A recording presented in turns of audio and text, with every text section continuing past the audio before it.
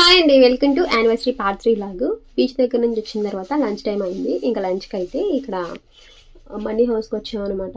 యాక్చువల్గా భారత్ ఫస్ట్ బర్త్డేకి అనుకుంటా మేము రెస్టారెంట్కి వెళ్ళాము, మళ్ళీ ఇప్పుడు వచ్చాము. మండీ అయితే ఫస్ట్ టైం తింటున్నాము అందుకని చెప్పి మెనూ ఇచ్చారనమాట.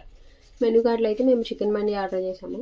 సో మేము ముగ్గురమే ఉన్నాం కాబట్టి పెద్దది వస్తుందని చెప్పారు. అంతైతే తినలేం కాబట్టి కొంచెం తక్కువే రైస్ ఉండేలా పెట్టండి అని చెప్తే 2 ప్లేట్స్లో అడ్జస్ట్ చేశారు. ఇద్దరికి ఒకటి, ఒకరికొకరు సింగిల్గాను.